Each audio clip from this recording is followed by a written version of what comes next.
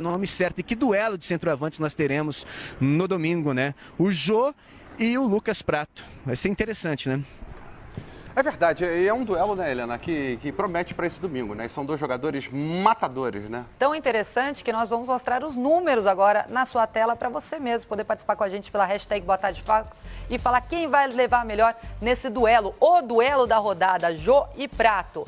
O Jackson Pinheiro já adiantou pra gente, o Prato tem 10 gols na temporada, o Jô tem 11, 0,38 é a média do Jô no ano, enquanto a do Prato é de 0,53. Agora tem os gols em clássicos, tá? E o Jô, o rei dos clássicos, por que ele leva esse nome? Porque ele fez 6 gols em 6 jogos, em 6 clássicos paulistas. Enquanto o Prato fez 2 em 4 jogos, em 4 clássicos. Chutes para marcar, 3,3, enquanto o Prato precisa de 4,4. André Cavalcante está aqui com a gente na nossa tela, também o Jackson Pinheiro. E a gente começa essa discussão com você, André. Um com 100% de aproveitamento em clássicos, outro com uma média melhor no ano. Quem será que vai levar melhor, hein, André, nesse duelo Jô contra Lucas Prato? Pergunta difícil, complicadíssima, né, Milton Rodrigues? Boa tarde mais uma vez para todo mundo ligado na programação dos canais Fox Sports. O Jô vem na melhor fase da carreira dele com relação ao aspecto físico, né? Ele inclusive disse isso, que está fininho, está treinando muito bem, mudou os hábitos, o atacante corintiano, dedicando-se exclusivamente aos treinamentos, vem embalado. Do outro lado, o Lucas Prato já vem de algumas boas ou ótimas temporadas. A resposta a gente vai ter só no domingo em Itaquera. Não me atrevo a antecipar qualquer tipo de resposta com relação a essa pergunta. Só sei que o duelo entre as equipes e entre os atacantes promete e muito. Vou mostrar para vocês a situação de momento aqui no centro de treinamento Joaquim Grava, aqui atrás de mim já rolando uma preparação, mas com jogadores considerados reservas, ou os que atuaram menos de 90 minutos na partida contra o Vasco na última quarta-feira. Essa atividade já estava acontecendo a questão de 15, 20 minutos e mais recentemente a questão de 5 minutinhos.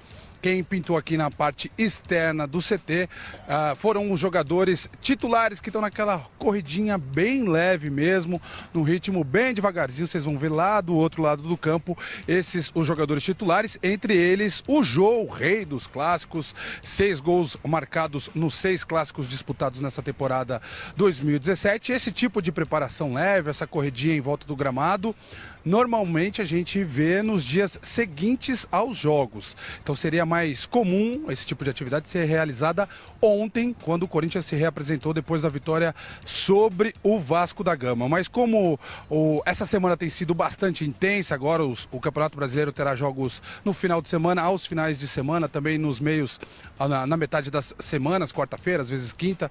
Enfim, por isso a Comissão Técnica Corintiana preferiu dosar mais esse tipo de atividade.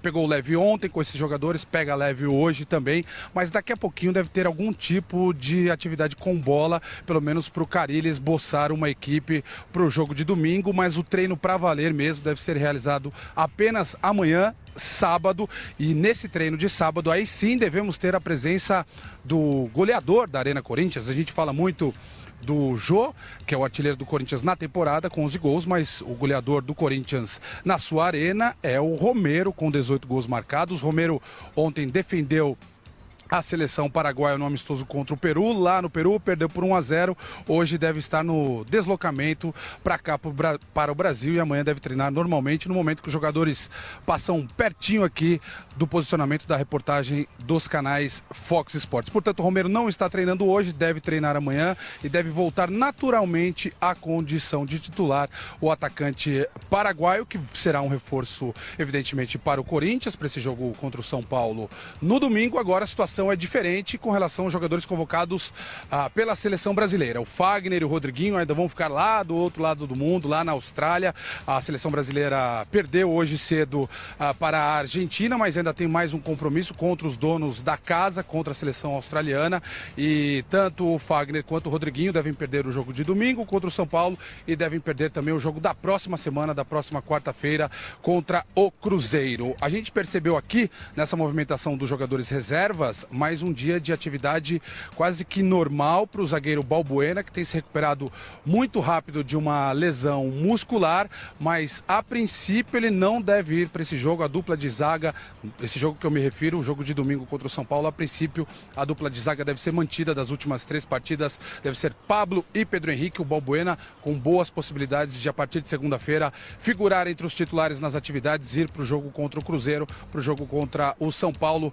Pouco provável que o Balbuena esteja em campo, mas apesar dessas ausências, jogadores que estão servindo a seleção brasileira, o Balbuena que ainda não retornou do departamento médico do clube, o Romero retornando, enfim, essas saídas, essas ausências e também essa chegada do Romero. Apesar disso tudo, o Corinthians tem conseguido engrenar uma boa sequência de partidas, com um bom desempenho, com vitórias. Então, mesmo que o Balbuena não volte, isso não deve ser uma dor de cabeça daquelas graves, daquelas agudas, para o técnico Fábio Carille, que vem bem confiante com esse início promissor do Corinthians no Campeonato Brasileiro de 2017. Hamilton Rodrigues e amigos do Boa Tarde Fox. Legal, André Cavalcante, bastante notícia aí do Corinthians aqui. Inclusive nessa falando nossa discussão sobre a programação, né? Que eu tinha falado que hoje era um treino mais intensivo no Corinthians, mas ele está mostrando que mudou a programação por conta dessa carga pesada de jogos no meio de semana e no final de semana também, então tá leve também no Corinthians. Aquela corrida miguezinho, como você... Você viu só a corridinha deles? É.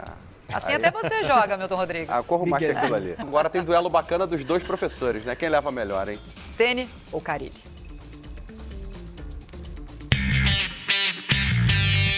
Dois estilos bastante diferentes. Ambos são novatos no cargo de treinador de futebol. Um prioriza o ataque. O outro, a defesa.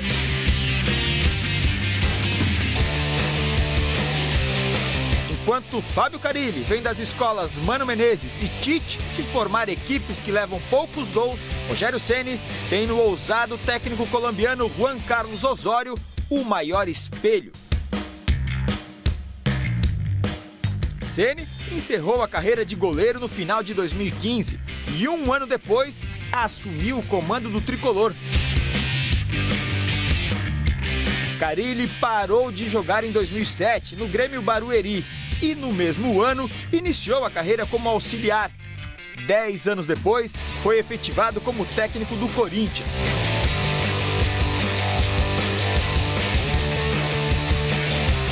Tanto o corintiano quanto o São Paulino valorizam a base. Maicon e Guilherme Arana se firmaram na equipe titular do Timão.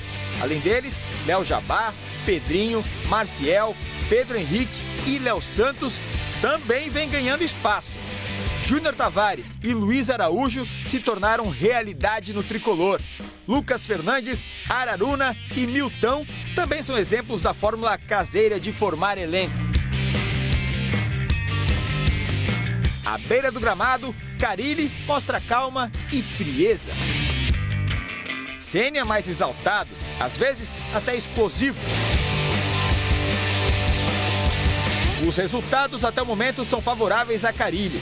Enquanto o comandante tricolor acumula 3 eliminações seguidas, ele ganha prestígio com a torcida alvinegra. Com menos de 5 meses de trabalho, ergueu a taça de campeão paulista. No confronto direto entre eles, foram 2 empates e uma vitória do corintiano sobre o São Paulino. Números, estratégias, filosofias. Tudo isso estará em campo neste domingo. Semelhanças e diferenças. Ceni e Carille. Resta saber quem levará a melhor.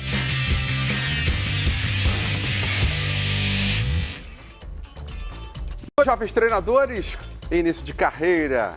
Depois de Ceni passar pelo campo, Carille foi jogador também, com pouco foi jogador. Zagueiro, bom canhoto. E aí temos os números. Ceni 31 jogos, Carille 32. Ceni ganhou 15, Carille 18. 9-12 nos empates, 7 derrotas tem o Ceni, 2 derrotas tem o Carille. O time do Ceni fez 53, o do Carille 40 gols, 36 sofreu o Ceni, 17 o time do Carille.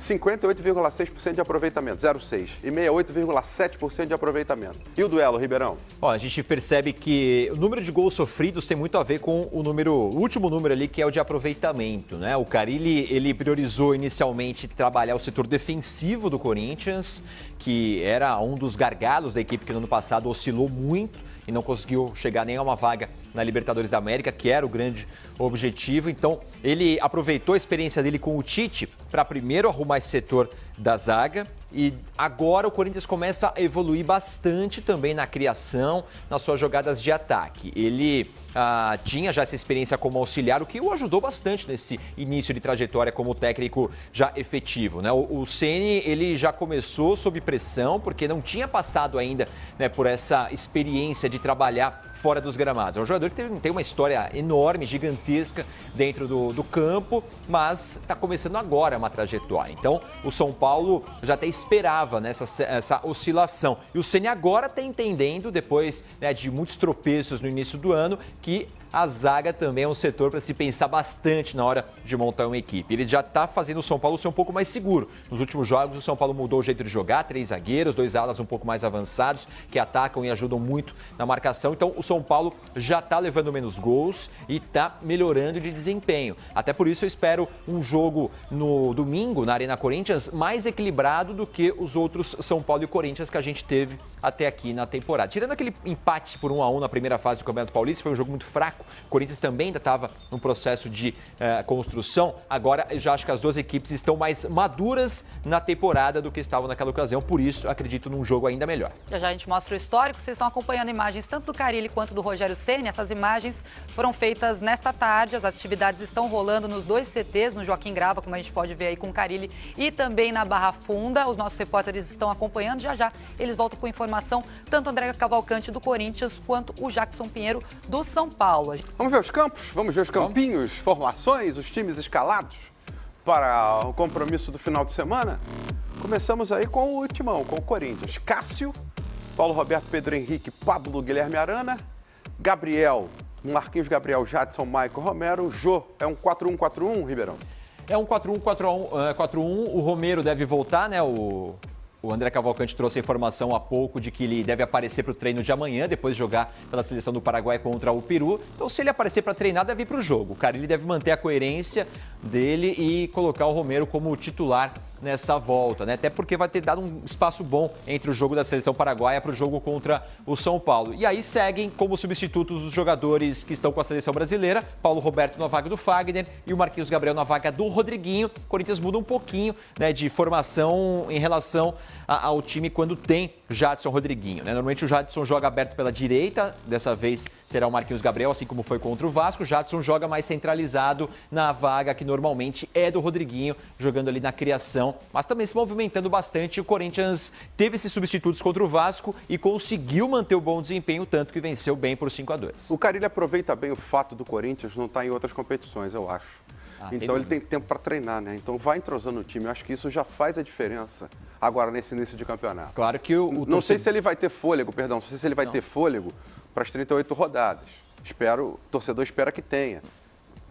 Pelo desempenho de Corinthians, todo mundo espera que tenha.